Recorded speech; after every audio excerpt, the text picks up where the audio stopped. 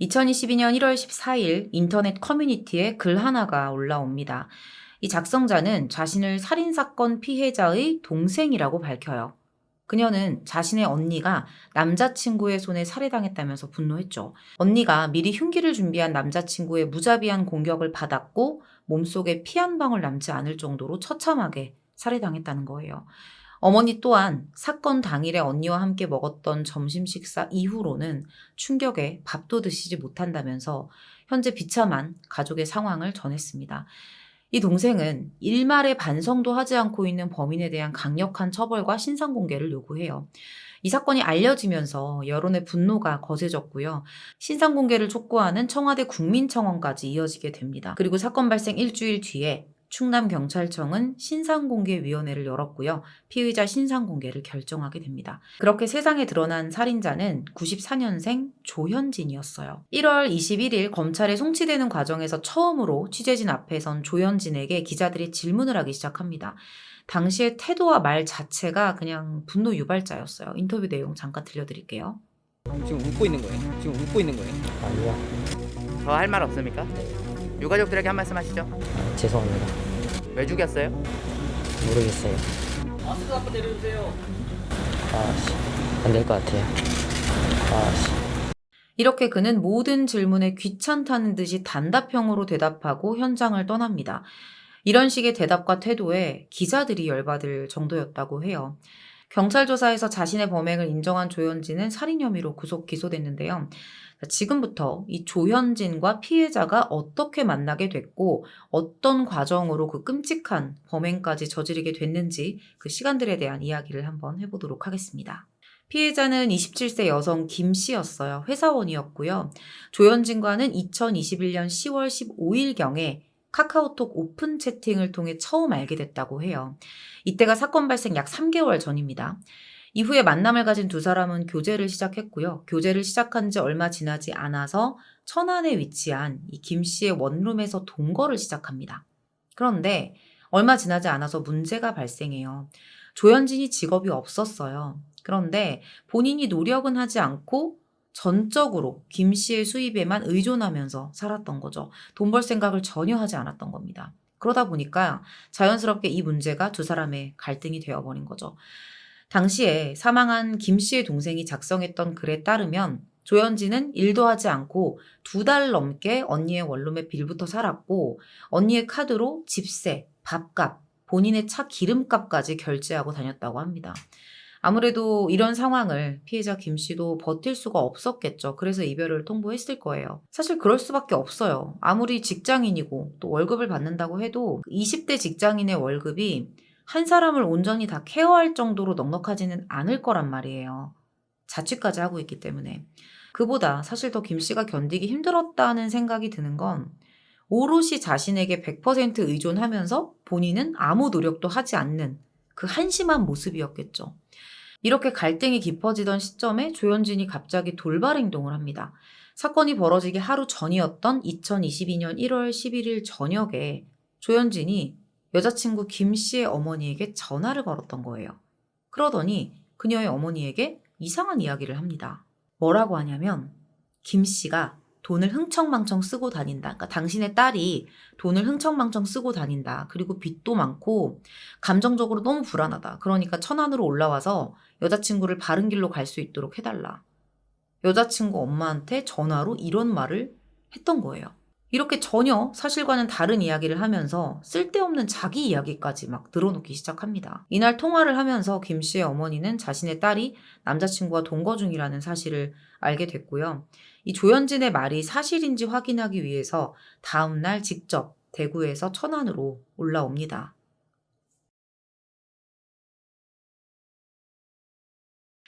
어머니는 천안에 올라와서 딸과 함께 점심 식사를 하면서 대화를 해요. 그러면서 이 조현진이 통화에서 했던 모든 이야기들이 대부분 거짓말이라는 사실도 알게 됐죠. 돈을 흥청망청 쓴 건 딸이 아니라 조현진이었고 딸이 빚을 진 것도 조현진이 탕진한 돈 때문이었다는 그런 모든 사실들을 알게 된 거예요. 그리고 조현진이 어머니한테 그랬잖아요. 당신 딸 김 씨가 감정적으로 되게 불안하다.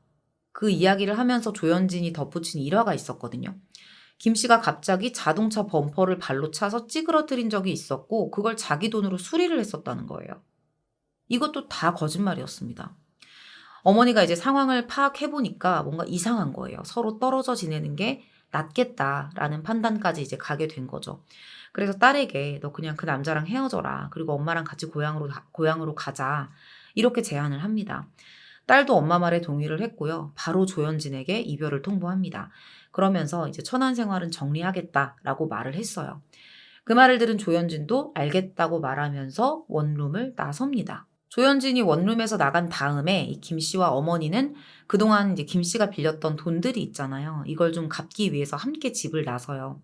그런데 이 어머니가 딸에게 돈을 빌려줬던 사람에게서 되게 의미심장한 말을 듣게 되거든요. 딸이 조현진에게 연락이 오면 손을 벌벌 떨었다는 거예요. 통화를 하면서. 되게 불안해하고. 그러니까 아무래도 그 조현진이라는 그 남자친구가 조금 이상한 사람인 것 같으니까 딸하고 헤어지는 게 좋겠다. 이런 말을 어머니한테 했던 겁니다. 이미 이별을 통보한 이후에 이런 말을 듣기는 했지만 아마 어머니는 그 당시에 딸을 데리고 가겠다고 결정하길 잘했다라고 생각을 하셨을 것 같아요. 이미 다른 사람이 보기에도 좀 위험해 보이는 사람이었으니까요. 자, 그러면 같은 시각 조현진은 뭐 하고 있었을까요?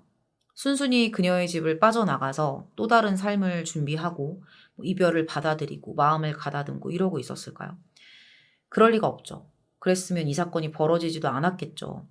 그 시간 조현진은 계속해서 김 씨에게 연락을 시도합니다.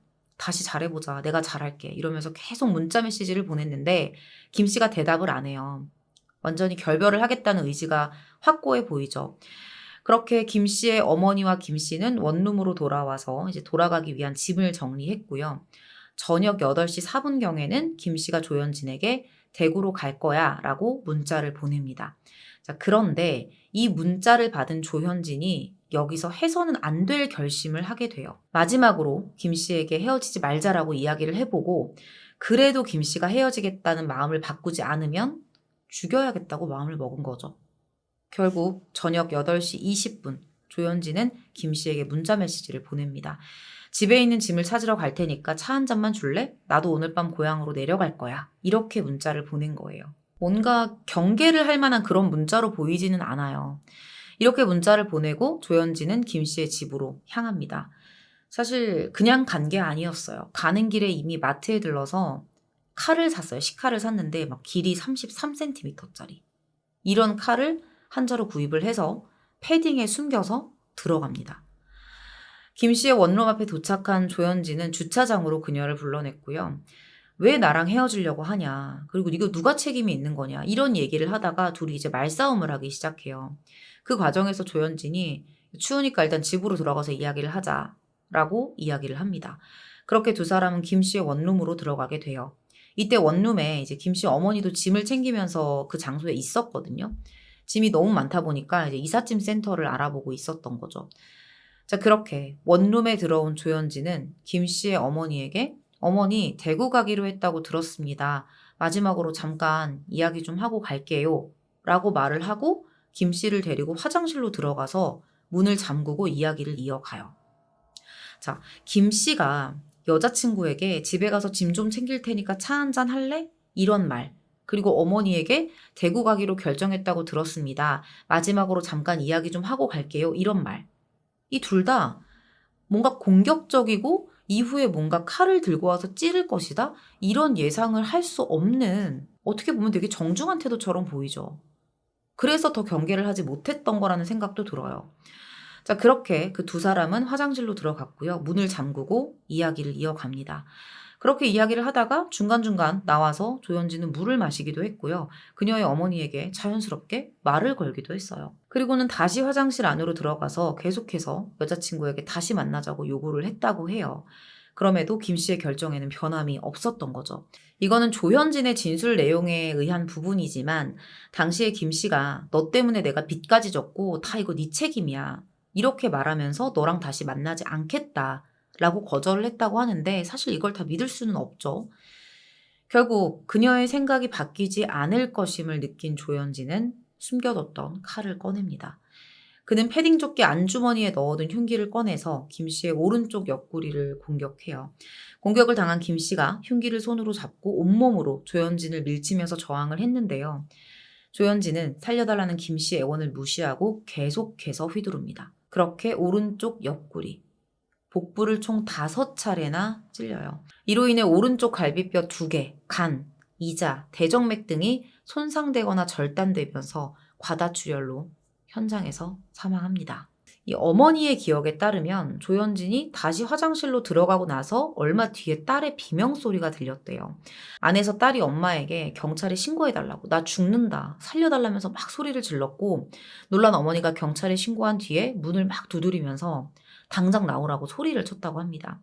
이때 조현진이 문을 열고 나와서 어머니를 밀치고 도주를 했던 거죠. 어머니는 화장실에 쓰러져 있는 딸의 배를 확인했는데 정말 정신을 차릴 수가 없었어요. 옆구리가 완전 난도질이 돼 있었던 거예요. 놀란 마음을 붙들고 딸의 배를 지혈하면서 119에 신고를 하고 기다린 뒤에 이제 구급대가 왔어요. 그녀를 싣고 병원으로 데려갔는데요. 수술에 들어갈 수가 없었다고 합니다. 그 이유가 있었어요.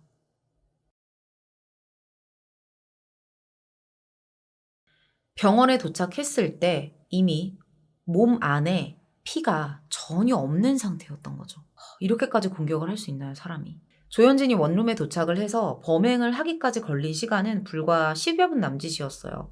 이후에 그는 3시간 40분 만에 검거가 됩니다. 그는 경찰 조사에서 이별을 통보받고 내가 흉기로 위협하면 마음이 돌아서지 않을까 해서 집에 찾아갔는데 계속 헤어지자고 해서 범행을 저질렀다. 김 씨가 내 경제적인 부분을 가지고 자꾸 이야기하면서 자존심을 상하게 했었다. 이런 말을 하는 거예요. 이게 말도 안 되는 개소리죠. 일할 의지도 없는 사람이 무슨 자존심을 탓하죠? 노력 없이 다른 사람의 돈을 자기 돈처럼 쓸 때는 자존심 안 상하나요? 그거야말로 자존심 상하는 일일 텐데요. 그렇게 조현진은 살인 혐의로 재판에 넘겨집니다. 1심에서 조현진에 대한 PCLR 평가가 진행됐는데요. 결과는 총 25점이었어요. 이게 사이코패스 여부를 평가하는 데 쓰이는데 총 40점 만점이고요. 25점 이상이면 사이코패스 고위험군으로 분류가 돼요. 유영철이 38점이고요. 조두순이 27점이었던 것으로 비교해 본다면 조현진 또한 반사회적 성격장애 성향이 강하다고 판단할 수 있는 거죠. 검찰은 재판부에 조현진에 대한 무기징역과 위치추적 전자장치 부착 20년을 요구합니다. 그렇게 열린 1심 재판부의 결정은 징역 23년에 보호관찰 5년이었어요. 초범이고 가까운 친족들의 사망과 연락두절을 겪으면서 정서적으로 불안정한 생활을 했다는 게 이유였습니다. 아니, 정서적 불안정이 무슨 무기인가요? 초범이 무기고? 방청석에 있던 유족들은 눈물을 보이면서 불우한 가정사, 우발적 감정 등 그 어떤 것들도 감형의 사유가 될 수 없다면서 사형을 선고해달라고 호소합니다. 검찰은 항소했고요. 이제 2심으로 이어져요. 1심 이후에 조현진은 무려 21회에 걸친 반성문을 제출하면서 선처를 요구하기도 했습니다. 자, 근데 반성문의 내용을 살펴보면 내용이 되게 웃겨요. 반성문인데 계속 피해자를 비난하고 범행의 원인을 다 피해자 탓으로 돌리는 내용이었던 거예요. 특히 피해자 김 씨가 자신과 돌아가신 자신의 부모를 욕하고 비난한 것이 누적돼서 범행을 저질렀다. 이런 주장을 합니다. 이따위 반성문이 2심 판결에 본인에게 유리하게 작용할 리가 없겠죠. 2심 재판부는 1심 결정을 파기했고요. 7년이 늘어난 징역 30년과 위치 추적 부착 15년을 선고합니다. 이렇게 형이 늘어난 이유에 대해서는 유족들의 피해나 고통을 치유하기 위한 시도나 피해 회복이 이루어진 바가 없었고 법정 태도와 반성문을 살펴보면 피고인이 과연 이 사건에 대해 진정으로 뉘우치고 반성하며 사죄하고 있는지 의심스럽다고 밝힙니다. 징역 30년은 가중사유 없이 선고받을 수 있는 유기징역형의 최고 형량이라고 합니다. 이후에 조현진이 상고를 포기하면서 형은 이렇게 확정돼요. 김 씨 어머니가 얼마나 힘드셨겠어요. 그녀는 항소심 재판에서 끔찍했던 그날의 기억을 다시 떠올렸습니다. 살인자들은 되게 당당하고 심플하게 죄송합니다 하고 끝나는데 피해 가족들은 그 자리가 정말 떨리고 긴장되고 화가 나고 정말 형용할 수 없는 복합적인 감정을 느낀다고 해요. 그리고 준비해갔던 말도 생각나지 않는다고 합니다. 김 씨의 어머니는 지금도 딸이 죽어가는 그 장면이 사진 찍은 것처럼 그대로 생생하게 기억이 난다고 말했고요. 자신이 그날 원룸에 가지 않았다면 그런 일이 안 생겼을까라는 죄책감을 씻을 수 없을 것 같다고 말합니다. 결국 죄책감은 또 유족들의 몫이 돼버린 거죠. 이렇게 똘망똘망하게 눈을 뜨고 눈물 한 방울 흘리지 않으면서 자기 할 말 다 하고 짜증까지 내고 있는데 말이죠. 조현진은 2052년 1월 12일 57세의 나이로 만기 출소 예정이에요. 이런 놈이 30년 뒤에는 다시 세상에 나온다는 말입니다. 앞으로도 우리와 함께 자유를 누릴 범죄자들은 계속해서 세상으로 쏟아져 나올 계획입니다. 오늘 준비한 내용은 여기서 마무리하도록 하겠습니다. 긴 시간 시청해 주셔서 감사합니다.